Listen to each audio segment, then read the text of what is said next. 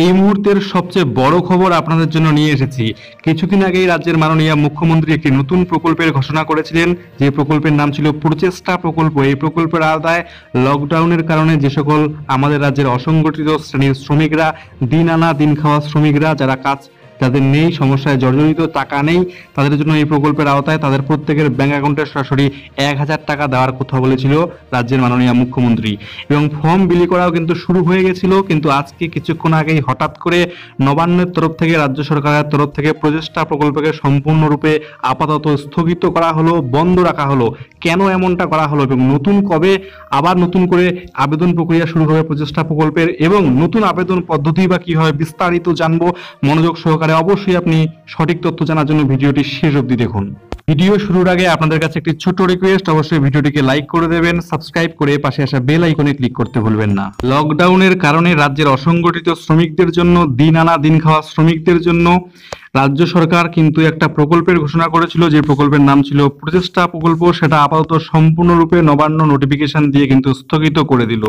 মূলত এই প্রকল্পের রাজ্যের প্রত্যেক অসংগঠিত শ্রমিককে, দিন আনা দিন খাওয়া শ্রমিককে মাসে 1,000 টাকা করে আর্থিক সাহায্য দেবে বলেছিল মমতার প্রশাসন।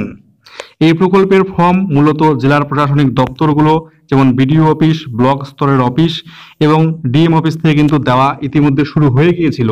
কিন্তু প্রবলেমটা হচ্ছে, সমস্যা দেখা দিয়েছিল যে আজকে থেকেই সমস্যা দেখা দিয়েছে বিভিন্ন জেলা শাসকের দপ্তরে, বিভিন্ন অফিসগুলোতে যেখানে ফর্ম বিলি শুরু হয়েছিল, সেখানে কিন্তু স্বাস্থ্যবিধিকে বুড়ো আঙ্গুল দেখিয়ে রাজ্য সরকারের ঘোষিত প্রকল্পের সুবিধা পেতে অসহায় অসংগঠিত শ্রমিকরা প্রচুর পরিমাণে ভিড় জমায়েত শুরু করেছিলেন দপ্তরগুলোতে, যা আদতে ছিল বিপদ সংকেত এবং যেখানে কিন্তু সোশ্যাল ডিস্টেন্স সম্পূর্ণরূপে বিঘ্নিত হয়েছে। তো বুঝতেই পারছেন, প্রচুর পরিমাণে আজকে কিন্তু পশ্চিম মেদিনীপুর জেলা প্রশাসনের দপ্তরে প্রচুর মানুষ জমায়েত করেছে এই প্রচেষ্টা প্রকল্পের ফর্ম তোলার জন্য, হুড়োহুড়ি লেগে গেছিল। সেখানে কিন্তু পুলিশ প্রশাসনকেও বেগ পেতে হয়েছিল এটাকে কন্ট্রোল করার জন্য, এবং তারপরেই নবান্নের তরফ থেকে তড়িঘড়ি নোটিফিকেশন কিছুক্ষণ আগেই দেওয়া হয়েছে, এবং সেই নোটিফিকেশনে বলে দেওয়া হয়েছে যে আপাতত প্রচেষ্টা প্রকল্পে স্থগিত করা হলো এবং ফর্ম বিলি সম্পূর্ণরূপে বন্ধ রাখা হলো, এবং পরবর্তী নির্দেশ না দেওয়া পর্যন্ত আপাতত কিন্তু এই নতুন প্রকল্প প্রচেষ্টা প্রকল্প ফর্ম বিলি করা সম্পূর্ণরূপে বন্ধই থাকবে। ভিড়ের কারণে প্রচেষ্টা প্রকল্প আপাতত স্থগিত করে দিল রাজ্য সরকার। সব জেলার জেলা শাসককে ইতিমধ্যেই চিঠি দিয়ে সেটা কিন্তু রাজ্য সরকার জানিয়ে দিয়েছে।